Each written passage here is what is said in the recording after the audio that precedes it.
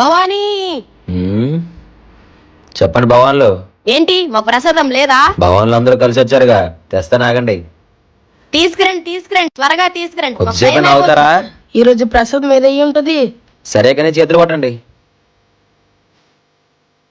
ఇంకా దసరా టైం ఉంది కదా, అప్పుడే పెట్టిస్తారేటి విగ్రహం? నవరాత్రులు అంటే 9 రోజుల ముందే పెడతారు విగ్రహాన్ని. పెడితే పెడతాండ్రు గానీ మీ వల్ల మాకు ప్రసాదం దొరుకుతుంది. అయితే ఈసారి 30 రోజులు పెట్టండి, 30 శనాలు వస్తాయి. మీకు అందరికీ నవ్వులాట్లా ఉంది కదా, నవ్వించాలి కానీ దండం పెట్టుకుంది లోపలికి రండి. మాతో పని ఉంటే మీరే బయటికి రండి. సరే అమ్మకు చెప్పేసి వస్తాను, ఇక్కడే ఉండండి. అమ్మా కొద్దిసేపు ఉన్నాను, ఇప్పుడే వచ్చేస్తాను. ఈసారి వచ్చినప్పుడు మాత్రం తప్పకుండా వాళ్ళని లోపలికి తీసుకొని వస్తాను. భవానీ ఎక్కడ తీసుకెళ్తానంట? ఏమో నాకు కూడా తెలియదు. పదండి భవన్ వెళ్దాం. ఇప్పుడు చెప్పండి భవన్లు, ఇందాక మందిని దగ్గర ఊరికే నవ్వుతున్నారు. అమ్మందని ఊరుకున్నాను, లేకపోతేనా? లేకపోతే ఏం చేస్తారు? మీకు అమ్మ గురించి తెలిస్తే ఎలా మాట్లాడరు తెలుసా? సరే నువ్వే చెప్పైతే. ఇందాక మీకు తెలియక నవరాత్రుల గురించి అధికారం చేశారు కదా. అసలు నవరాత్రులు ఎందుకు జరుపుకుంటారో తెలుసా? ఎందుకు? పూర్వం మహిషాసురుడు అనే ఒక రాక్షసుడు ఉండేవాడు. అమ్మో రాక్షసుడా! త్రిమూర్తులైన బ్రహ్మ విష్ణు మహేశ్వరులు కూడా ఆయన వనికి తట్టుకోలేకపోయారు. అమ్మో వింటుంటేనే భయమేస్తుంది. అవును, ఆయన పేరు వింటేనే భయం వేసేది. అయితే ఎవరు చంపారు మరి? ఆయన చావు ఒక్క స్త్రీ వల్లే సాధ్యం. ఎందుకంటే ఆయన స్త్రీని అంత తక్కువగా చూసేవాడు. ఈ సమస్యకి అప్పుడు బ్రహ్మ విష్ణు మహేశ్వరులు కలిసి ఒక శక్తిని తయారు చేశారు. ఆ శక్తే బెజవాడ కనకదుర్గమ్మ. ఆ దుర్గమ్మ 9 రోజులు 9 అవతారాలతో ఆ రాక్షసుడితో యుద్ధం చేసింది. ఏ స్త్రీని అయితే తక్కువ చేసి చూశాడో అదే స్త్రీ చేతిలో తన మరణం ఉందని విషయం ఆ రాక్షసుడు గమనించలేకపోయాడు. ఇప్పుడు ఇదే కథని మీకు సైంటిఫిక్ గా చెప్పనా? మన మానవ శైలిలో ఈ 10 రోజులు అనేది చాలా కీలకమైనది. ఎందుకో తెలుసా? ఇది ఏ కాలం? వర్షాకాలం. తరువాత రాబోయేది శీతాకాలం. ఈ వర్షాకాలం నుంచి శీతాకాలానికి మారబోయే ఉండే గడువు 10 రోజులే నవరాత్రులు. ఈ 10 రోజులు ఎందుకు కీలకమైనదో తెలుసా? మనిషి ఎక్కువ రోగాలు బారిన ఈ 10 రోజులు మాత్రమే పడతాడు. అందుకే ఈ 10 రోజులు మనం క్రమశిక్షణతో ఆ దేవుడికి దగ్గరగా ఉండాలనే నవరాత్రులు చేసుకుంటాం. మీ అందరికీ ఒక క్లారిటీ వచ్చింది కదా? నాకు డౌట్ భవాని, అడుగు. అసలు ఆ 9 అవతారాలు ఏంటి? మంచి ప్రశ్న భవాని. అవును, వాటి యొక్క గొప్పతనాలు కూడా చెప్పు. ఈ అవతారాల్ని ఒక్కొక్కరు ఒక్కోలా పిలుస్తారు.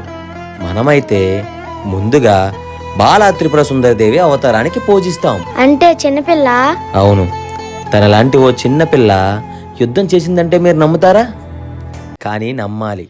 ఎందుకంటే ఆ బాలా త్రిపుర సుందరదేవి అమ్మవారు చేశారు కాబట్టి. ఎవరితో?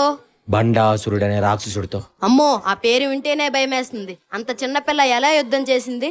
చిన్నపిల్ల యుద్ధంకి వెళ్తారు, అమ్మ ఏదో అనలేదా? ఎందుకు ఒప్పుకుంటది? అమ్మ లలితాదేవి అస్సలు ఒప్పుకోలేదు. కానీ ఆవిడ అస్సలు వదలలేదు. నేను యుద్ధానికి వెళ్తానంటే వెళ్తానని పట్టుకొని కూర్చుంది.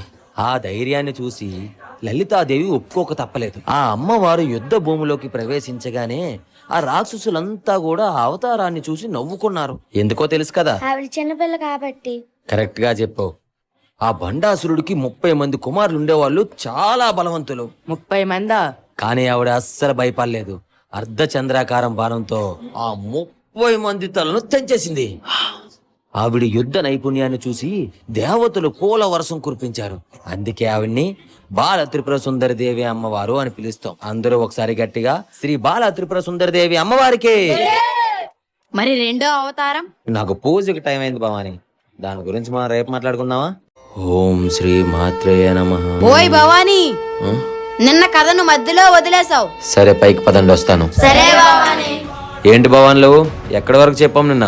రెండో అవతారం అన్నారు భవాని. రెండో అవతారం గాయత్రీదేవి అవతారం. ఈ గాయత్రీదేవి అవతారానికి 5 ముఖాలుంటాయి. ఈ 5 తలలు కూడా పంచభూతాలైన నింగి, నేల, నీరు, నిప్పు, గాలిని సూచిస్తాయి. ఆ అమ్మవారు ఎలా పుట్టారు? ఒక రోజు ఈ సృష్టికర్త అయిన బ్రహ్మదేవుడు యజ్ఞం చేయడానికి భూలోకానికి వస్తాడు. కానీ తన భార్య అయిన సరస్వతీదేవి మాత్రం యజ్ఞానికి రావడం లేట్ అవుతుంది. పక్కన భార్య లేకుండా ఏ యజ్ఞం కూడా చేయడానికి వీల్లేదు. అప్పుడు ఆ బ్రహ్మదేవుడు ఆ అగ్నిలో నుంచి ఒక రూపాన్ని పుట్టిస్తాడు.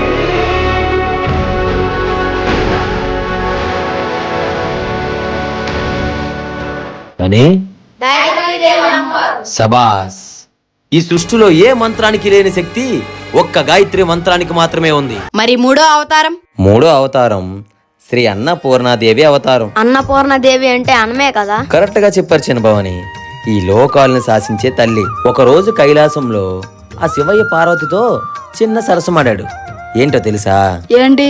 ఈ లోకంలో తిండికి విలువ లేదని చెప్పి పార్వతితో ఎటకారం చేశాడు శివయ్య. ఆ మాటలకు పార్వతీదేవి కోపంతో రగిలిపోయింది. అవునా? తర్వాత ఏం చేసింది? అప్పుడు పార్వతీదేవి కైలాసాన్ని వదిలి భూలోకానికి వచ్చింది. భూలోకానికి వచ్చిన పార్వతీదేవి కాశీలో అన్నపూర్ణదేవిగా వెలిసి అక్కడున్న ప్రజలందరికీ కూడా అన్నదానం చేసేది. ఎప్పుడైతే పార్వతీదేవి కైలాసాన్ని వదిలి భూలోకానికి వచ్చిందో కైలాసమంతా కూడా అన్నం లేక అలమటించిపోయింది. అప్పుడు ఆ శివయ్యే భిక్షాటన కోసం భూలోకానికి వచ్చాడు.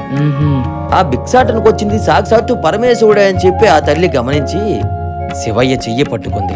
ఆ రోజు నుంచి ఈ రోజు వరకు కూడా ఆవిడ్ని కాశీలో అన్నపూర్ణదేవిగానే కొలుస్తారు. ఒక్కటి చెప్తున్నాను మీకు అందరికీ భవన్లు, మనం తినే అన్నం ఎప్పుడు కూడా వృధా చేయకూడదు.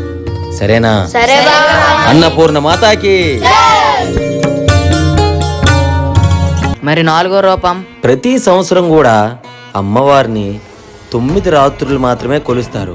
కానీ ఈ సంవత్సరం మాత్రం అమ్మవారిని 11 రోజులు కొలుస్తాం. ఎందుకలా? ఎందుకంటే ఇది ప్రతి సంవత్సరం కూడా రాదు. 4 సంవత్సరాలకు ఒకసారి మాత్రమే ఇలా 11 రోజులు జరుపుకుంటాం. ఈ 11 అవతారాల్లో 4వ అవతారమే కాత్యాయనీదేవి అవతారం. కాత్యాయనీదేవి యుద్ధ పరాక్రమానికి రాక్షసుల సైన్యం తట్టుకోలేకపోయింది. కాత్యాయనీదేవి ఎలా పుట్టిందో చెప్పనా? పూర్వం కథ మహర్షి కుమారుడైన కాత్య మహర్షికి 2 కోరికలుండేవి. ఏంటవి? అమ్మవారు తన కూతురుగా పుట్టాలి, మోక్షాన్ని పొందాలి. దీనికోసం కాత్య మహర్షి ఘోరమైన తపస్సు చేశాడు.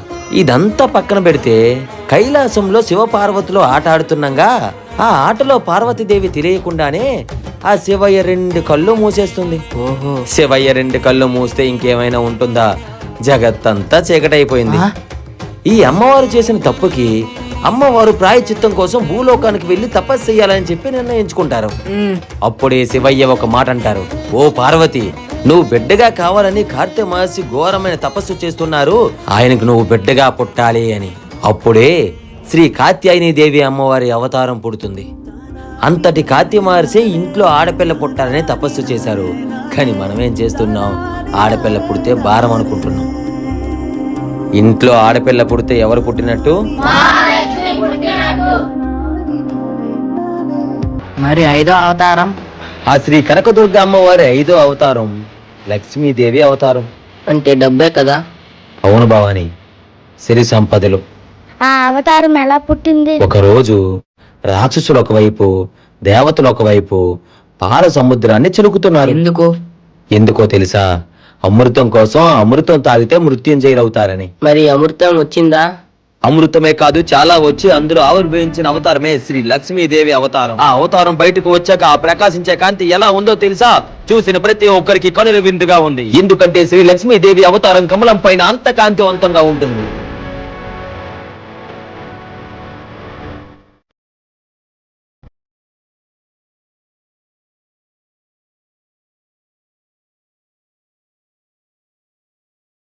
ఆవిడ్ని పూజిస్తూ ఎవరైతే ధర్మం వైపు నడుస్తూ కష్టపడతారో వాళ్ళు సిరి సంపదలతో వర్ధిల్లుతారు. మరి 6వ అవతారం? రేపు చెప్తాను. మొత్తం ఒకే రేట్ చెప్పొచ్చు కదా, ఎందుకు ఇలా సగం సగం? అయినా ఈ రోజు మనం ఎన్నో అవతారం గురించి మాట్లాడుకోబోతున్నాం? 6వ అవతారం. ఈ దేవి అవతారాల్లో 6వ అవతారమే శ్రీ లలితాదేవి అమ్మవారి అవతారం. ఏంటి బాబాని బుర్రగోగుతున్నావు? ఎక్కడో విన్నట్టుంది కదా, ఎక్కడ విన్నారో చెప్పండి. బాల త్రిపుర సుందర. ఆగని చెప్పేస్తాను, ఆగండి.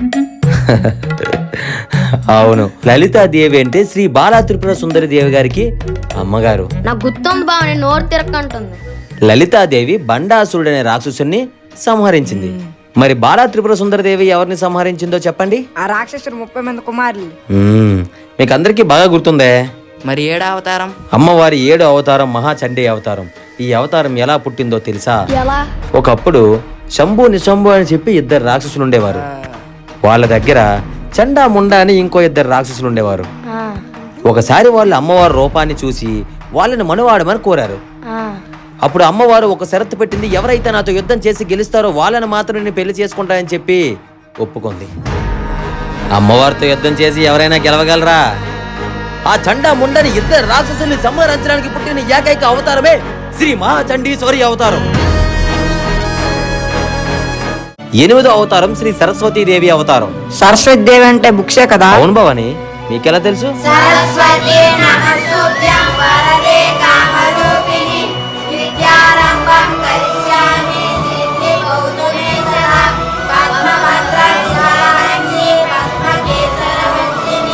చాలా బాగా చెప్పారు, మీకెలా తెలిసింది? మా స్కూల్లో చెప్తారు భవాని. చాలా మంచి విషయం.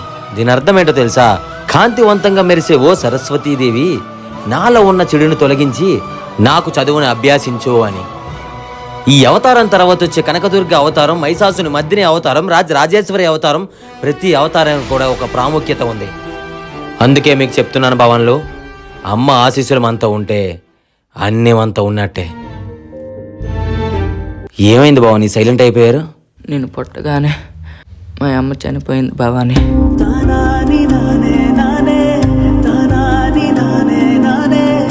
ఆ దుర్గమ్మను ప్రేమగా పిలు.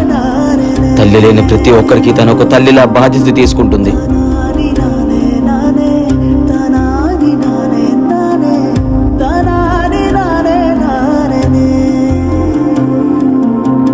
మీరు ఎప్పుడు ఇలాగే కలిసి ఉండాలి భవాని. భవానీ, ఈ కథ ఎందుకు 3 రోజులు చెప్పారు? మీరు గమనించారా భవన్లు, మీరు పందిరి దగ్గరికి ప్రసాదానికి వచ్చినప్పుడు మీరు చాలా మంది ఉన్నారు. అవును. కానీ 2వ రోజు కొంతమంది మిస్ అయ్యారు. ఈ రోజు కూడా ఇంకొంతమంది మిస్ అయ్యారు భవాని. అవును భవానీ. మనం ఏదైనా చెప్పేటప్పుడు అవతల మనిషికి వినే ఓపిక లేనప్పుడు మనం ఎన్ని చెప్పినా వృధాయే. అందుకే మీలో ఎంతమంది అమ్మవారి గురించి తెలుసుకోవడానికి ఆసక్తిగా ఉన్నారనేది పరీక్షించాను. మీరు చెప్పింది విన్నాక మాకు కూడా మాలయ్యాలనిపిస్తుంది భవానీ. మాలాధారణ అంటే అంత సులువు కాదు భవాని. కామ, క్రోధ, లోభ, మోహ, మద, మాత్సల్యాలను మనసులో నుంచి పక్కన పెట్టాలి. మమ్మల్ని పందిర్లోకి తీసుకెళ్తారా? మిమ్మల్ని తీసుకొస్తాననే అమ్మకు మాటిచ్చాను. పదండి వెళ్దాం.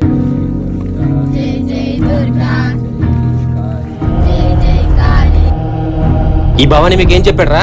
దుర్గమ్మ కథ చెప్పారు. పిచ్చి పిచ్చి కథలని చెప్పి పిల్లలకి ఎందుకండి నిజాలని నమ్మిస్తున్నారు? అవి నిజాలే భవాని. నీకెవరు చెప్పారు? మా గురువు గారు.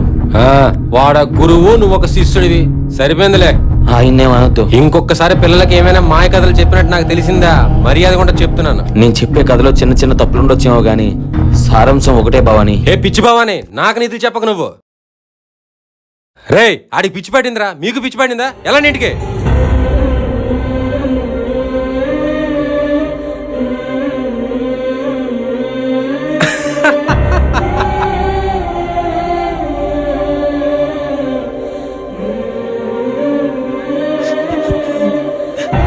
నేనే తప్పు చేశానమ్మా? నీ గురించి 10 మందికి చెప్పడం తప్ప వాళ్ళ నాన్న మాట్లాడుతున్నారమ్మా. నన్ను పిచ్చోడు అంటారు. నన్ను క్షమించమ్మా. వాళ్ళు తీసుకొస్తారని నీకు మాటిచ్చాను, కానీ తీసుకురాలేకపోయానమ్మా.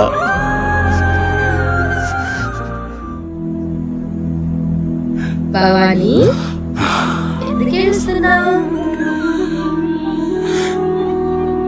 నా భవానీ అలా ఏడుస్తుంటే చూస్తూ ఉండగలనా? వాళ్ళకి నన్ను పూజించే అదృష్టం మాత్రమే వచ్చింది, కానీ నీకు మాత్రం నా గురించి 10 మందికి చాటి చెప్పే అవకాశం వచ్చింది.